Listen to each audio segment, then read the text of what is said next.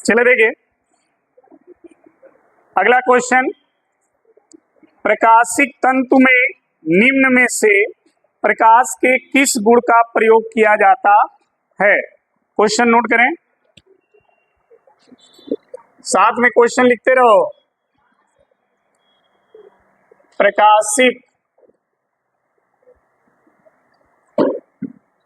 तंतु में निम्न में से प्रकाश के किस गुण का प्रयोग किया जाता है? कौन सा गुण प्रयोग होता है प्रकाशिक तंतु में? चार ऑप्शन है। पहला है व्यतिकरण, दूसरा है पूर्ण आंतरिक परावर्तन,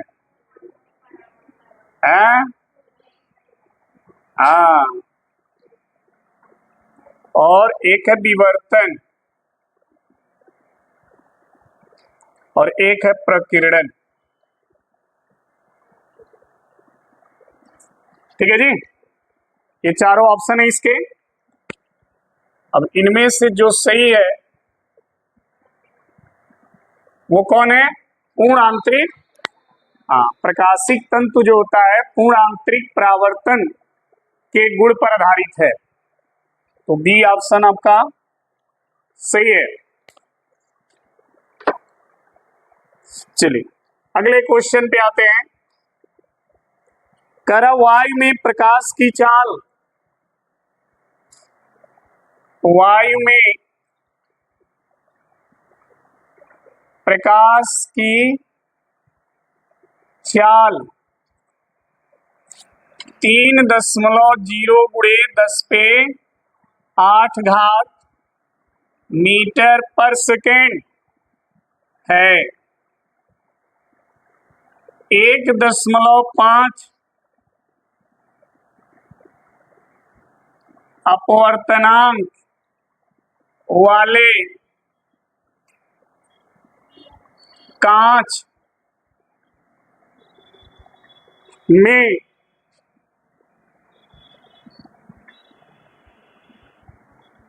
प्रकाश की चाल होगी। इनके ऑप्शन देख लें। पहला 1.5 × 10⁸ मीटर पर सेकेंड, दूसरा है 2.0 × 10⁸ मीटर पर सेकेंड, तीसरा है 1.8 × 10⁸ मीटर पर सेकेंड, और चौथा है 2.5 × 10⁸ मीटर पर सेकेंड। ठीक है जी, ये चारों इनके ऑप्शन है। अब आप बताएं इनमें से कौन सा ऑप्शन जो है वो सही है?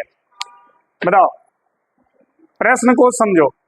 प्रश्न कह रहा है वायु में प्रकाश की चाल इतनी है, मतलब प्रकाश की चाल को हवा में किससे रिप्रेजेंट करते हैं? c से, और ये दिया है 3 × 10⁻, और जिस माध्यम यानी कांच का अपवर्तनांक दिया है µ बराबर 1 तो कांच में प्रकाश की चाल पूछ रहा है, और कांच में प्रकाश की चाल हमने मान लिया v, यही पूछ रहा है। आप सभी को पता है अपवर्तनांक बराबर होता है वायु में प्रकाश की चाल बटे माध्यम में प्रकाश की चाल।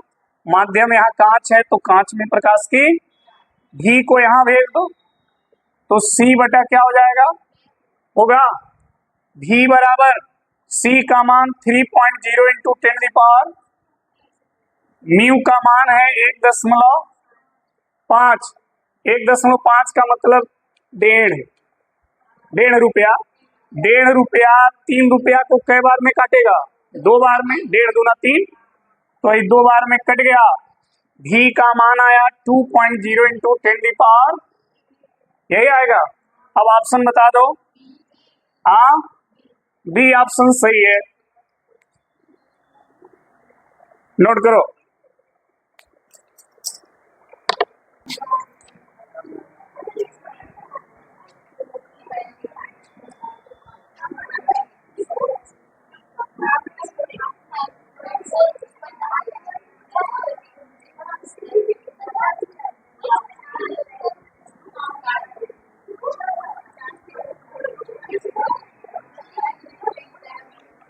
चले गए, बात ना करें, नेक्स्ट क्वेश्चन नोट करें।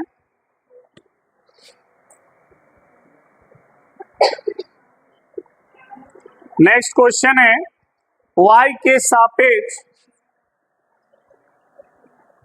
y के सापेक्ष जल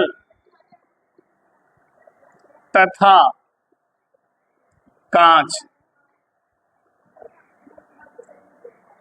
के अपवर्तनांक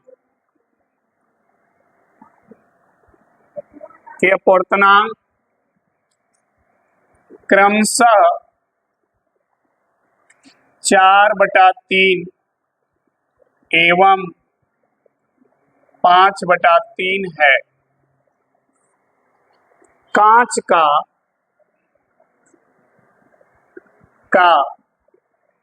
जल के सापेक्ष अपवर्तनांक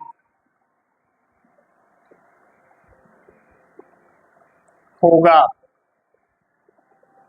ठीक है, ऑप्शन है 1/3, 4/3, 5/4, 20/9, ये ऑप्शन है इनके।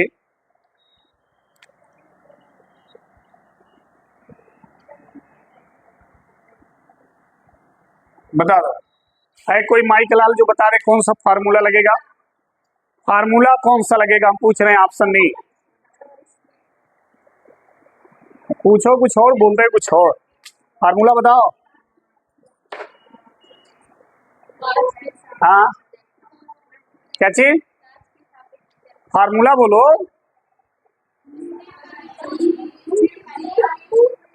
हाँ, एक मिनट, जी म्यू, हाँ डब्लू नहीं, डब्लू वाटर। हाँ, साइन आई अपन साइन आर कहाँ है? आपतन कोण कोण कोण है? देखो समझ में आ गया, कुछ पता होता तो है नहीं। देखो इधर ध्यान से सुनो, समझो इधर। आप पढ़े होंगे 3 समांतर पारदर्शी माध्यम के अपवर्तनांक के बीच संबंध, पढ़े हो ना? पहले एयर, फिर वाटर, फिर कांच यानी ग्लास, पढ़े हो ना? फिर एयर, पढ़े हो ना इस तरह वाला? तो इसमें जल के सापेक्ष कांच का अपवर्तनांक, वही पूछ रहा। देखो कांच का किसके सापेक्ष, यानी डब्लू म्यू जी, जल के सापेक्ष कांच का बराबर, ध्यान से सुनना, जो बाद में होता है इसमें y के सापेक्ष अपवर्तनांक ऊपर, और जो पहले होता है उसमें y के सापेक्ष अपवर्तनांक नीचे लिखते हैं। पता है कि नहीं पता? यही फॉर्मूला भी ड्राइव हुआ था, ए म्यू जी ऊपर था और ए म्यू डब्लू नीचे था, देख लेना। अब देखो समझो, डब्लू म्यू जी बराबर ए म्यू जी का मतलब y के सापेक्ष कांच का अपवर्तनांक, और देखो y के सापेक्ष जल और कांच, तो y के सापेक्ष कांच का अपवर्तनांक है 5/, तो 5/3 लिख दो। y के सापेक्ष जल का 4/, समझ में आई बात? 3 ऊपर चला जाएगा, पलट जाएगा, तो जाएगा 5 × 3, 4 × 3 से 3, 5/, कौन ऑप्शन है? हाँ सी। बहुत थोड़ा ध्यान लगाया करो, ऐसे नहीं जो मन में आप बोल रहे हो। चलो मिटाओ।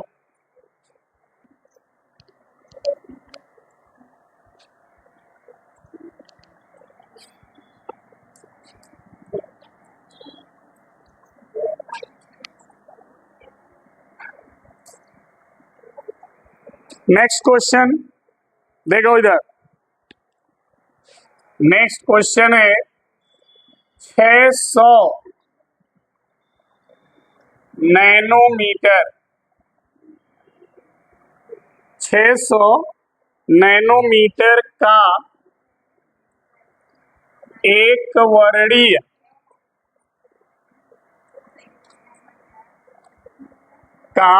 वर्णीय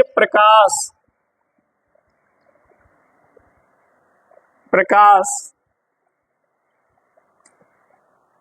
निर्वात से 1.5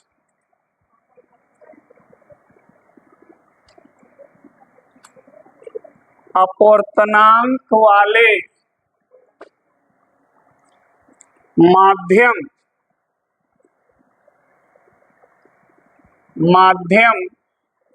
में प्रवेश करता है। माध्यम में इसकी तरंगदैर्घ्य होगी, माध्यम में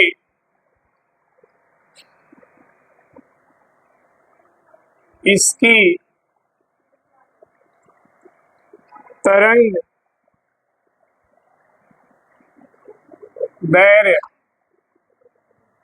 होगी। ठीक है, बताओ। पहला है, समझो इधर, बात ना करो। 4 ऑप्शन है। पहला ऑप्शन है 400 नैनोमीटर, 400 नैनोमीटर। दूसरा ऑप्शन है 600 नैनोमीटर। तीसरा ऑप्शन है 450 नैनोमीटर। चौथा ऑप्शन है 900 नैनोमीटर। ये 4 ऑप्शन हैं इसके।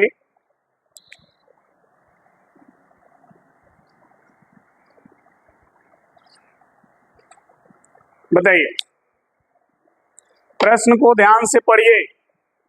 प्रश्न कह रहा है 600 नैनोमीटर का एक वर्णीय प्रकाश, ठीक है, एक प्रकाश है, ठीक है, एक वर्णी का मतलब एक रंग का, एक कलर का, जिसका निर्वात में तरंगदैर्घ्य कितना है, 600 नैनोमीटर है। निर्वात से इतने अपवर्तनांक वाले माध्यम में ये प्रवेश कर रहा है। माध्यम में इसकी तरंगदैर्घ्य कितनी होगी, माध्यम में पूछ रहा है। देखिए, जब इसके लिए एक सूत्र होता है अपवर्तनांक और तरंगदैर्घ्य के बीच, वो होता है μ2/μ1। पढ़े हो ना, इसी को लिखते हैं 1m/μ2 बराबर होता है λ1/λ2। अब आप कहोगे सर ये कहाँ पढ़ा दिए, हाँ हमको पता था ये पूछोगे। जैसे ये पढ़े हो ना, ये पढ़े होगे और यहाँ पे लिखे होगे प्रकाश और माध्यम, ऐसे पढ़े हो ना, ये वाला सूत्र पढ़े नहीं पढ़े हो। सी माध्यम का निर्वात में प्रकाश की क्या है, चाल है, ठीक है, और चाल बराबर होता है, ये जो वैल्यू होती है वो होती है आवृत्ति गुणे तरंगदैर्घ्य बटा, ये भी चाल है, ये भी होगी आवृत्ति गुणे, तो ये निर्वात का है और ये माध्यम का है, आवृत्ति तो बदलती नहीं है, तो ये दोनों सेम होगा, कट जाएगा, तो फॉर्मूला यही बनेगा। समझ में आ गई बात? भाई देखो, चाल बराबर होता है आवृत्ति गुणे तरंगदैर्घ्य, यही सूत्र होता है चाल का। तो प्रकाश की आवृत्ति तो बदलती नहीं है, चाहे कितना हो माध्यम से गुजारोगे, तो आवृत्ति दोनों के लिए सेम होगा दोनों माध्यम में, तो आवृत्ति कट जाएगी। लेकिन दोनों माध्यम में तरंगदैर्घ्य बदलेगा, तो पहले माध्यम में तरंगदैर्घ्य λ1, दूसरे माध्यम में तरंगदैर्घ्य, समझ में आई बात? तो 1μ2 बराबर होगा λ1 बाई λ2। 1μ2 को हम लिख सकते हैं μ2 बाई, लिख सकते हैं ना, तो ये फॉर्मूला आपको मिलेगा, ठीक है। और इसी फॉर्मूले पर आप इनको रख दीजिए, कुछ नहीं करना है, ठीक है जी। अब आपको ये ध्यान देना है, निर्वात में हमसे क्वेश्चन कौन सा पूछा गया, ये वाला पूछा गया λ2। देखो, माध्यम में प्रवेश करता है तो माध्यम में इसकी, तो माध्यम में प्रकाश की चाल नीचे लिखते हैं, वही λ2 है। ये पूछ रहा μ2 बाई μ1 को आप लिख सकते हो 1μ, ऐसे बराबर हो गया λ1 बाई λ2 निकालना है, यहां भेज दो, तो λ2 बराबर हो जाएगा λ1 बाई 1μ, ऐसे हो जाएगा। अब देखो, λ1 दिया है 600 नैनोमीटर, ये दिया है ना, और 1μ2 का मान है 1.5, यही है। ऊपर नीचे 10 से गुणा करके दशमलव उड़ा दो, तो ऊपर आ जाएगा कितना, 6000 नैनोमीटर बटे हो जाएगा कितना, 15 चौके 400 नैनो। बताओ कौन ऑप्शन? हाँ, पहला।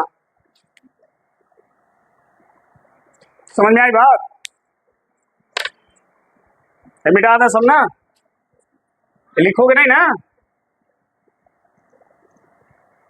नोट कर लो।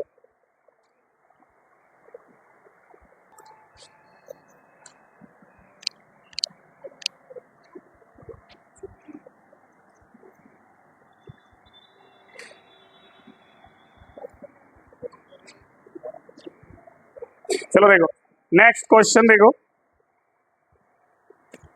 कह रहा है निर्वात में किसी प्रकाश की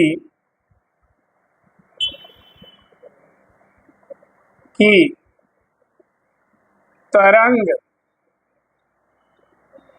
दैर्घ्य, ठीक है, 6400 एंगस्ट्रॉम है।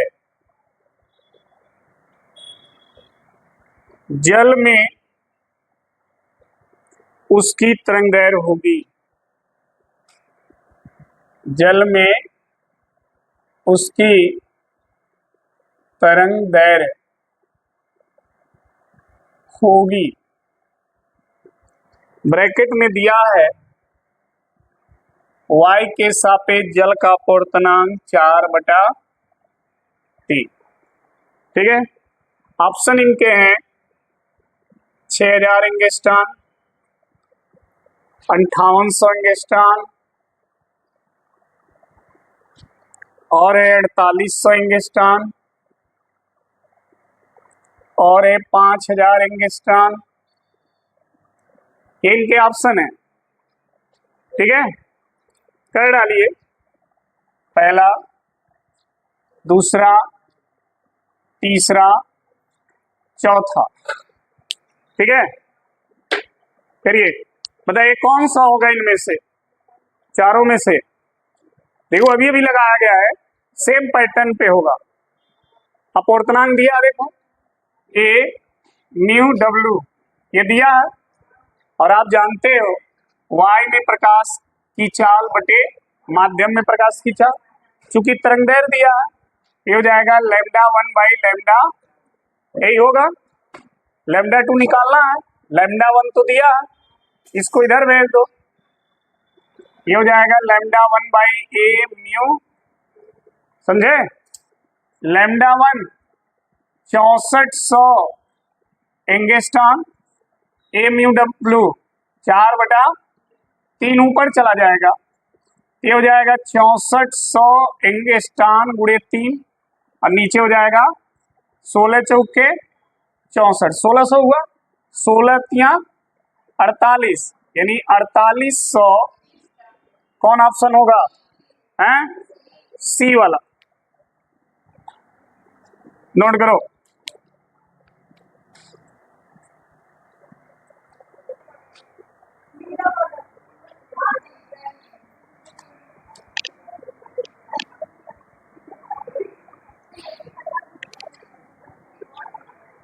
नेक्स्ट क्वेश्चन देखो, देखो जी, यदि सघन माध्यम में आपतन कोण, क्वेश्चन नोट करते रहो, यदि सघन माध्यम में आपतन कोण कामा क्रांतिक कोण के बराबर हो तो अपवर्तन कोण होगा।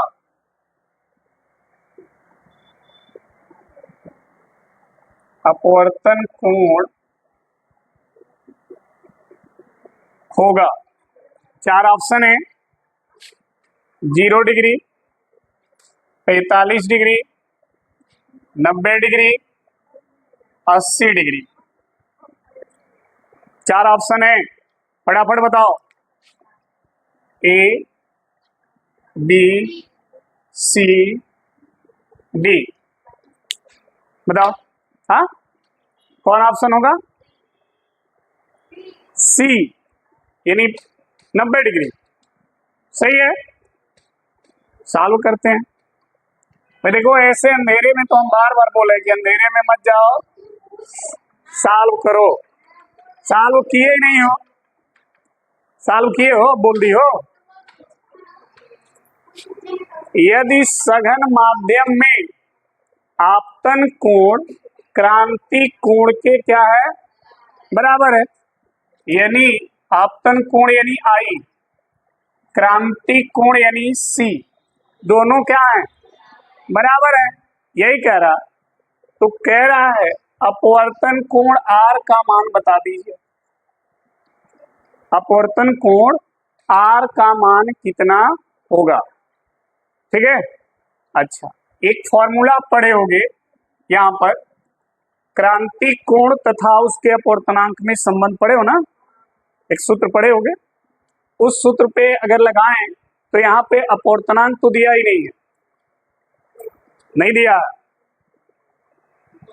ये देखो फिगर पे आ जाओ, सघन माध्यम में आपतन कोण, ये माध्यम है सघन, ठीक है, और ये है विरल, और ये है लंब, ये है आपतन कोण आई, ठीक है, और ये हो गया अपवर्तन कोण आर, समझना।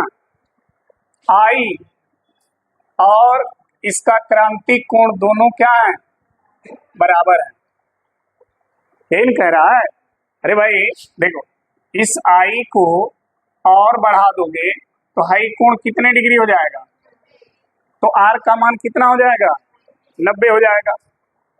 ये तब होगा जब आई और कौन, क्रांतिक कोण दोनों बराबर होंगे, यानी आई और सी, आई को सी तभी कहेंगे जब आर का मान कितना हो, तभी तो आई सी होता है, आई को ही ने सी बोलते हो, लेकिन कम बोलते हो जब अपवर्तन कोण 90 अंश हो, तो आई और सी एक ही हो जाते हैं, यानी बराबर हो जाते हैं। कितने लोग समझे हमारी बात को? समझ में आ गया? देखो फिर एक बार समझो, ये सघन माध्यम है, विरल माध्यम है। प्रकाश की किरण सघन से विरल में जा रही है, जाने का रास्ता सीधा डॉट डॉट वाली है, लेकिन ये अभिलंब से दूर हटेगी, इधर तो आएगी नहीं, इधर जाएगी। तो ये इस रास्ते से जा रही है, जब इस रास्ते से जाएगी तो इसको बोलेंगे अपवर्तन कोण आर, और ये रहेगा हमारा आपतन कोण आई। ठीक है, हमसे कहा गया कि यह जो आई है वो क्रांतिक कोण हो गया। देखो आई और सी, क्रांतिक कोण को सी कहते हैं, आई और सी दोनों क्या है? बराबर है, यानी आपतन कोण क्रांतिक कोण बन गया। तो जब आपतन कोण आई क्रांतिक कोण बनेगा तो क्रांतिक कोण तभी बनेगा जब आर कितना हो जाएगा? अपवर्तन कोण कितना हो जाएगा? 90 अंश, तभी आई सी बनेगा। ये तो क्लियर है ना? तो जब आई सी हो गया तो आर कितना हो गया? तो सी ऑप्शन क्या होगा? सही होगा।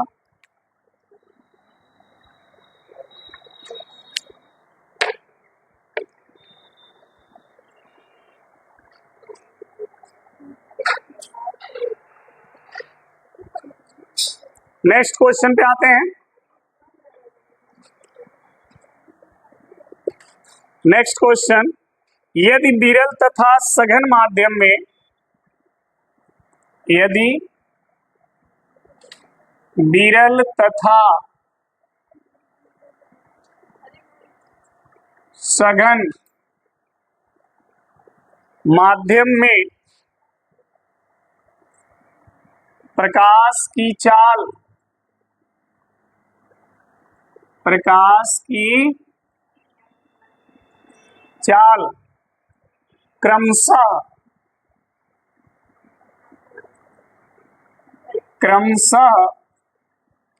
V1 तथा V2 हो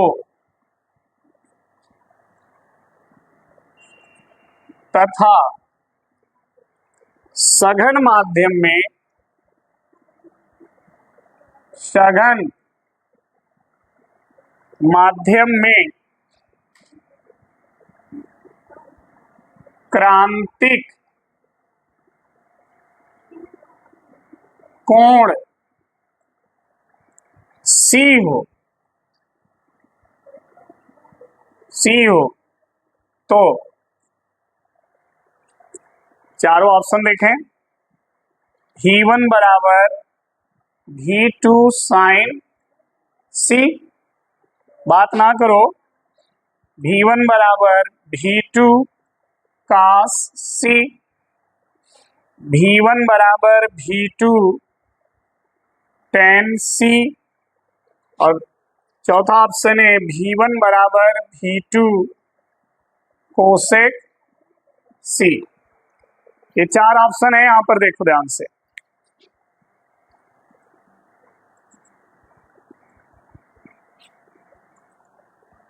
देखो इस तरह के तमाम क्वेश्चन मिलेंगे। देखो इधर, विरल तथा सघन माध्यम में प्रकाश की चाल दी गई है। विरल माध्यम में चाल है V1, सघन माध्यम में है V2। सघन माध्यम में क्रांतिक कोण C है, तो इनमें से कौन सा ऑप्शन सही होगा? ठीक है, देखो अपवर्तनांक फॉर्मूला पढ़े होगे, अपवर्तनांक का सूत्र पढ़े हो ना? अपवर्तनांक तथा क्रांतिक कोण में संबंध पढ़े हो, वो क्या होता है जी? म्यू बराबर 1/sin, ये पढ़े हो ना?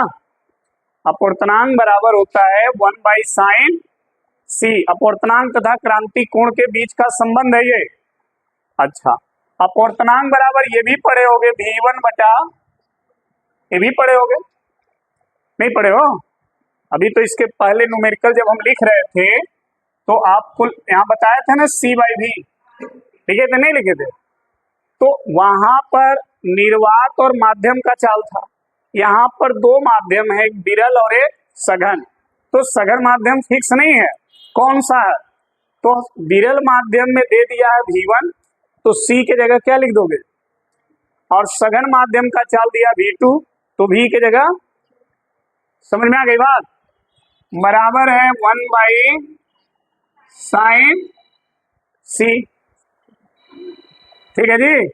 देखो V2 का इधर गुणा कर दो, V2 का इधर गुणा कर दो, तो V1 बराबर हो जाएगा V2 और 1/sin C क्या होता है? Cosec C। कोसेक कौन ऑप्शन सही है? बोलो। चौथा ऑप्शन कहाँ गया? यहाँ, ये सही है। देखो V1 बराबर V2 कोसेक।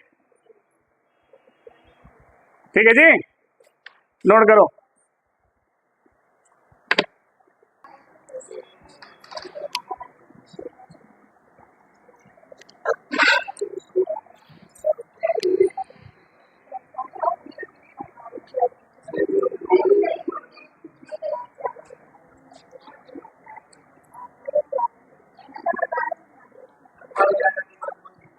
ठीक ठीक,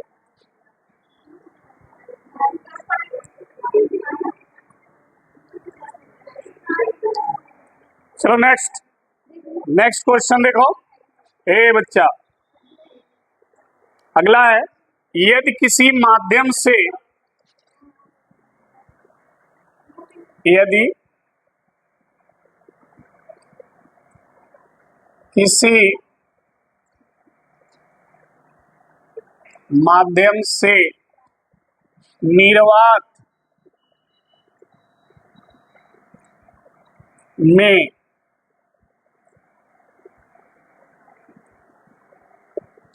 संपूर्ण आंतरिक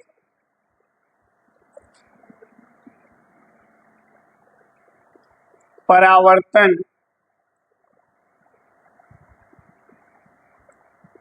के लिए क्रांतिक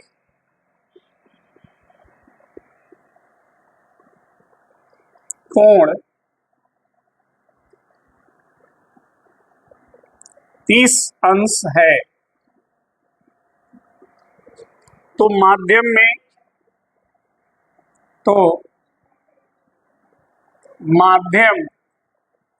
में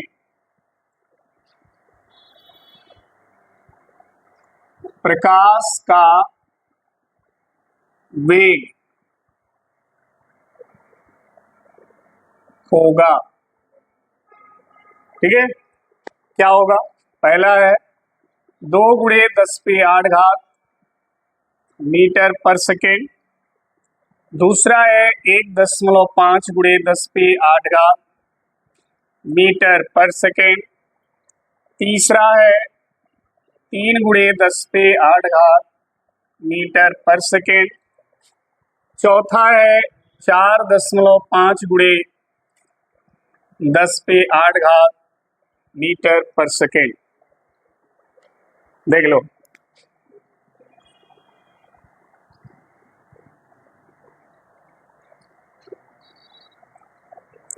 चारों में से कौन सा ऑप्शन होगा? देखो ध्यान से, कैसे सॉल्व करना है, सॉल्यूशन पे ज्यादा फोकस करिए। ठीक है, अपवर्तनांक और क्रांतिक कोण के बीच संबंध पढ़े हैं। देखिए क्रांतिक कोण दिया है, ठीक है, और प्रकाश का, माध्यम में प्रकाश का वेग पूछ रहा है, तो अपवर्तनांक और क्रांतिक कोण के बीच संबंध सूत्र लगाए।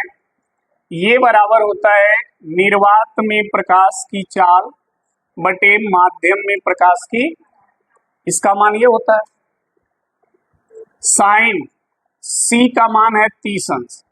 देखो C निर्वात में प्रकाश की चाल, निर्वात में प्रकाश की चाल होती है 3.0 × 10⁻, माध्यम में प्रकाश की चाल निकालना है।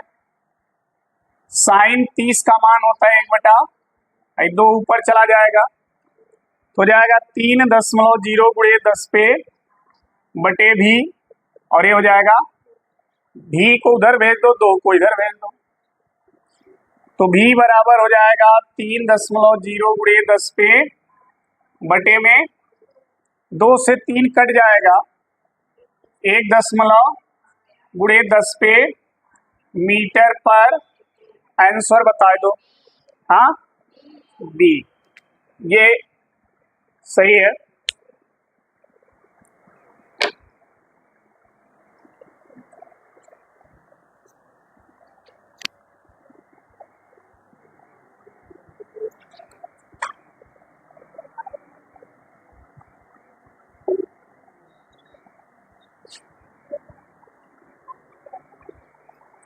नेक्स्ट क्वेश्चन देखें। क्वेश्चन है, किसी सघन माध्यम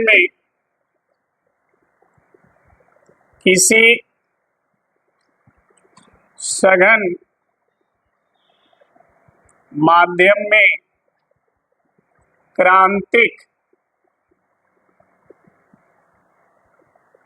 क्रांतिक कोण व्यक्त होता है। IC बराबर tan इनवर्स 5/7। सघन माध्यम का अपवर्तनांक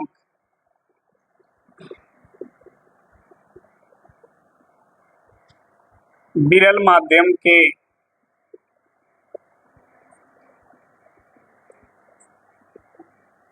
के सापेक्ष होगा। 4 ऑप्शन है, 1.4, 1.6, करड़ी में 74/5, करड़ी में 74/7। ये 4 ऑप्शन है।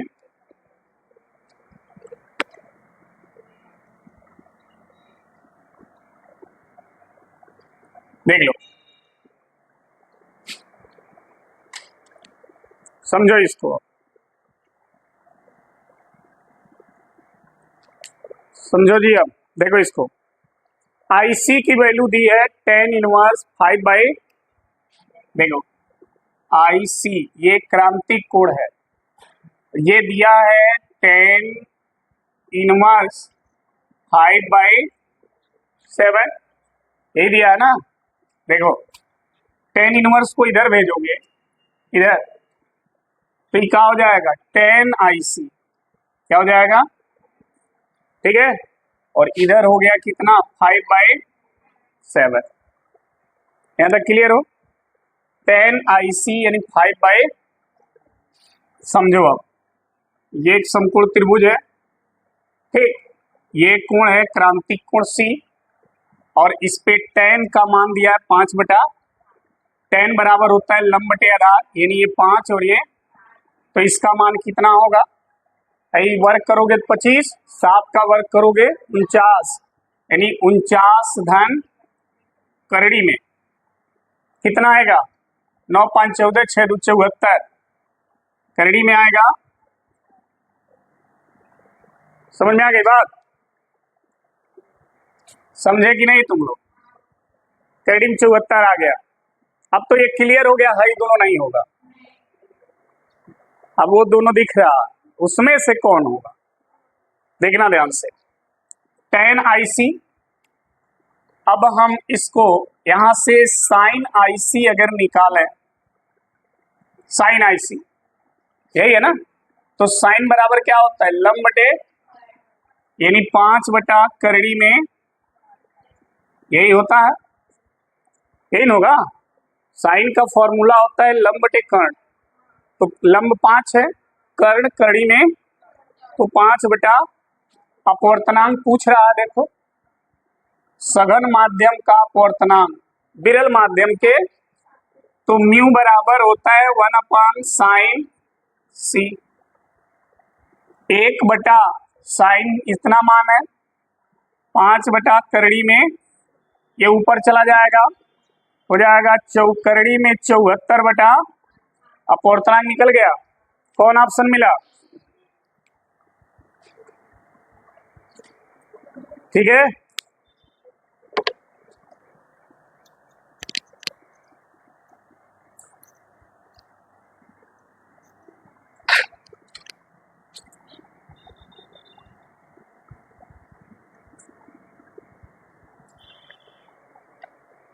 नेक्स्ट क्वेश्चन देखो,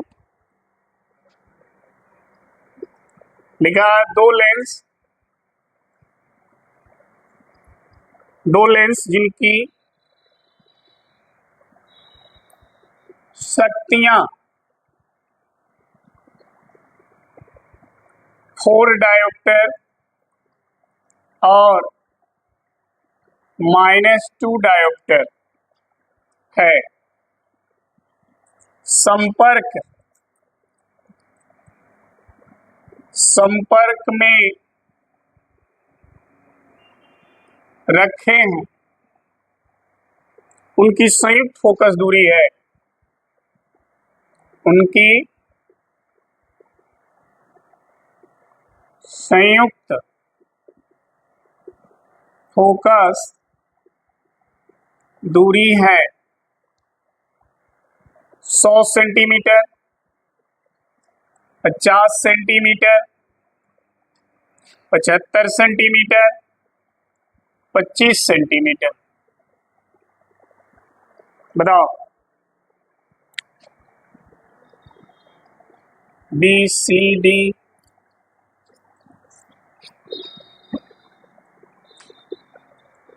देखो सॉल्व करो फटाक से इसको। देखो 2 लेंस हैं, दोनों की क्षमता दी गई है, शक्ति मतलब क्षमता, दोनों लेंस की क्षमता अलग अलग दी गई है, दोनों को पास में रखा गया है, पास में रखने से जो लेंस बनेगा उसकी फोकस दूरी बतानी है। तो देखो संयुक्त लेंस की क्षमता फॉर्मूला पढ़े होगे, P बराबर P1 प्लस, पढ़े हो ना, 3 ठो रहे तो P3, 4 गो रहते वो P4, ऐसे करते चले जाते हैं। देखो P बराबर P1 दिया है 4, दिया है ना डायोप्टर, माइनस P2 माइनस में है, कितना आया जी 2 डायोप्टर, यानी जो लेंस बनेगा दोनों को मिलाकर उसकी क्षमता आएगी 2 डायोप्टर। क्लियर है यहाँ तक? P का मान होता है 1/f, होता है P बराबर होता है 1/f। f किसमें? मीटर में। f किसमें? हमें f चाहिए तो ये मीटर में होना चाहिए, मीटर में है, इसको सेंटीमीटर में बदल दो क्योंकि आंसर सब किसमें है? सेंटीमीटर में है। अब देखो सेंटीमीटर में कैसे इसको बदलोगे, 100 से गुणा कर दो, तो 1/f को मीटर को सेंटीमीटर में बदलना है तो 100 से क्या करो, गुणा कर दो, हो गया जी। अब देख लो हमें चाहिए क्या f को इधर भेज दो, 2 को इधर भेज दो, तो f बराबर हो गया 100 सेंटीमीटर बटा, नहीं हो जाएगा, 2 से काट दो, m बराबर, बोलो आंसर, हाँ बी, बोलो सही है।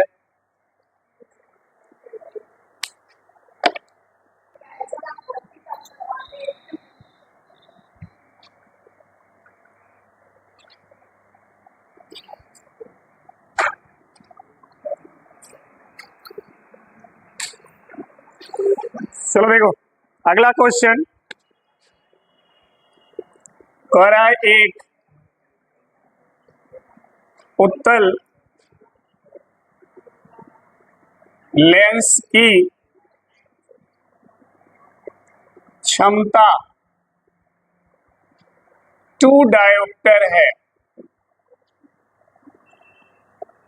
इसकी फोकस दूरी होगी,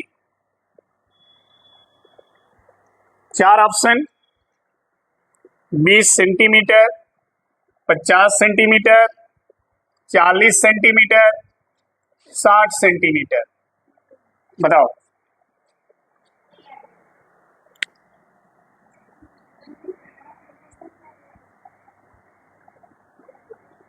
बताओ जी। अरे भाई P बराबर क्या होता है, 1/f मीटर में, यही होता है ना। P दिया है कितना, 2, 1/, मीटर में, मीटर को सेमी में बदलो तो 100 से क्या करोगे, यानी 100/f हो जाएगा। f को इधर भेज दो, 100/2, f बराबर, आंसर बोलो, हैं, बस।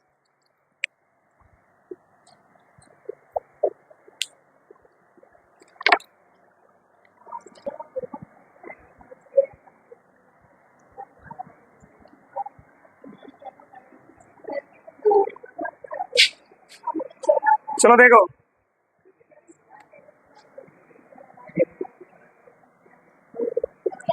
चित्र में प्रदर्शित प्रिज्म, चित्र में प्रदर्शित प्रिज्म में अभिलंबवत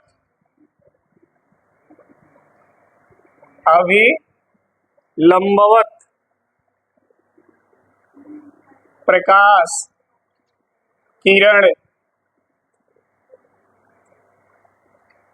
आपतित है, आपतित है, हो गया। कांच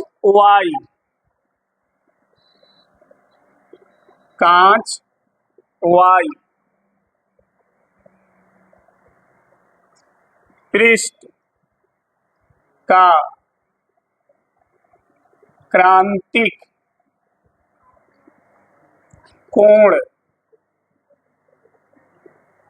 होगा,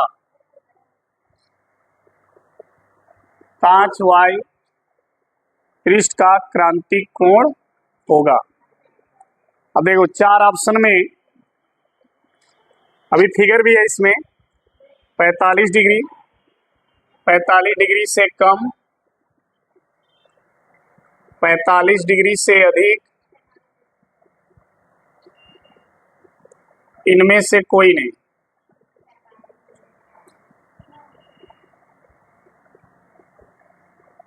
चार ऑप्शन है,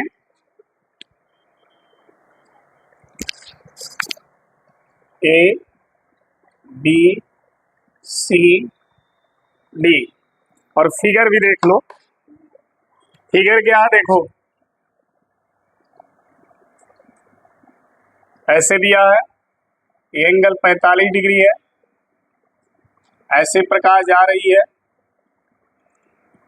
और यहाँ पर ऐसे नॉर्मल ड्रा किया गया, बस यही फिगर है। ठीक है, आपको बताना है